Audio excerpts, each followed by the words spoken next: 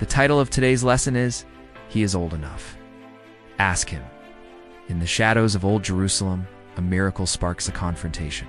A man once trapped in darkness now walks in the light, but those who claim to see clearly are blinded by their own doubt. Witness the bold testimony of a man whose world changed forever. John chapter 9, verses 21 through 30 from the New King James Version. The man's parents said, "But by what means he now sees we do not know, or who opened his eyes we do not know."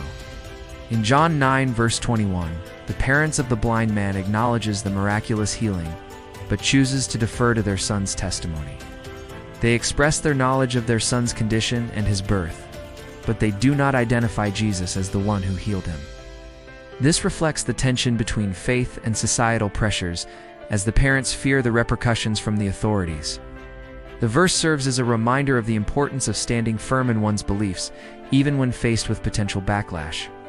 It also highlights the broader context of doubt, skepticism, and the fear of reprisal that many people experience when they encounter the miraculous. Ultimately, it is crucial to recognize the work of God in our lives and to boldly proclaim it, even in the face of opposition. Source is ChristianityPath.com. His parents said these things because they feared the Jews, for the Jews had agreed already that if anyone confessed that he was Christ, he would be put out of the synagogue. In John 9, verse 22, the parents of the healed man expressed their fear to Jesus, stating that they feared the Jews, as the Jews had already agreed that anyone who confessed Jesus as the Messiah would be expelled. From the synagogue, this verse highlights the fear and societal pressures that can lead to silence in the face of undeniable evidence. The parents' fear reflects the broader societal and religious pressures that exist during that time, illustrating the conflict between fear and truth. It serves as a reminder for us to recognize the voices of fear that can hinder spiritual testimony and to consider how societal norms can impact our expression of faith. Source is ChristianityPath.com. 23. Therefore his parents said, "He is of age. Ask him. He'll speak for himself." In John 9, verse 23. The parents of the man who was born blind respond to the Pharisees' inquiry with a cleverly worded statement, "He is of age. Ask him." This response reflects a common societal expectation of age and maturity, as well as a fear of social rejection. Parents' choice to defer to their son's authority over his own narrative underscores the importance of personal conviction and the power of one's testimony. This moment in the narrative highlights the tension between societal expectations and the truth of one's experiences, illustrating the delicate balance that often exists in our interactions with others and the pressures of conforming to societal norms. Source's enduring word. So they again called the man who was blind and said to him, "Give God the glory. We know that this man is a sinner." In John 9, verse 24, the Pharisees, who are steeped in religious law and tradition, are baffled and defensive, showcasing a spiritual blindness that is often more debilitating than physical ailments. They question the man about his blindness, suggesting that it must have been a consequence of sin. However, Jesus clarifies that neither the man nor his parents sinned, but rather that the works of God were being revealed in him. This verse highlights the tension between faith and societal pressure, illustration the conflict that many individuals may face when testifying to their personal encounters with God. The man's boldness in speaking the truth of his encounter with Christ, even in the face of scrutiny, serves as a powerful testament to the transformative power of encountering Christ. Source is ChristianityPath.com.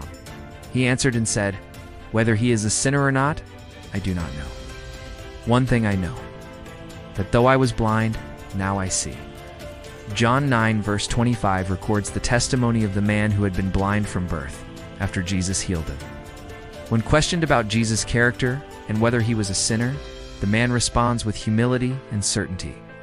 He does not claim to know Jesus' moral standing, but he confidently affirms the undeniable truth of his own healing. He was blind, and now he sees. Source is Bible Gateway. This verse highlights a key spiritual principle. Personal experience of God's work can be a powerful testimony even when one cannot fully explain or judge the nature of the one who performs it. The man's statement emphasizes faith grounded in experience, focusing on the transformative reality of Jesus' miracle rather than engaging in debate about his righteousness or sinfulness. Source is Bible Study Tools. 26. Then they said to him again, "What did he do to you? How did he open your eyes?" In John 9, verse 26, the man who was born blind testifies to the Pharisees, stating whether he be a sinner or no. "I know not. One thing I know, that, whereas I was blind, now I see." This declaration reflects the man's profound transformation and the power of Jesus' miracle. And the man's testimony is a powerful declaration of his spiritual insight and the transformative power of faith. The surrounding context of the chapter includes Jesus healing the man and the subsequent questioning by the Pharisees and neighbors, highlighting the contrast between the man's blindness and the man's newfound sight. This verse serves as a reminder that personal testimony is valid and significant, even if one does not have all the theological answers. Source is ChristianityPath.com. He answered them, "I told you already and you did not listen. Why do you want to hear it again? Do you also want to become his disciples?" John 9, verse 27. The blind man, after receiving his sight, challenges the religious leaders by asking if they want to become his disciples. This question reflects his growing confidence and understanding of Jesus as the Messiah. The verse highlights the tension between faith and authority, as the man's boldness contrasts with the religious leader's skepticism and defensive attitude. The blind man's persistence in sharing his experience and his willingness to become a disciple of Jesus serve as a powerful reminder of the transformative power of encountering Christ and the importance of faith in the face of opposition. Source is ChristianityPath.com.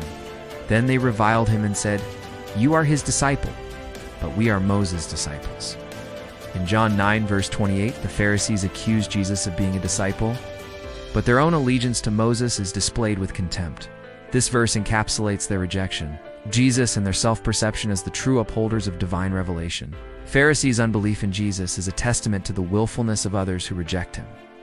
Source is ChristianityPath.com. 29. We know that God spoke to Moses. As for this fellow, we do not know where he is from. In John 9, verse 29, the Pharisees express their confidence in God's past revelations, specifically to Moses, while simultaneously questioning the origins of Jesus.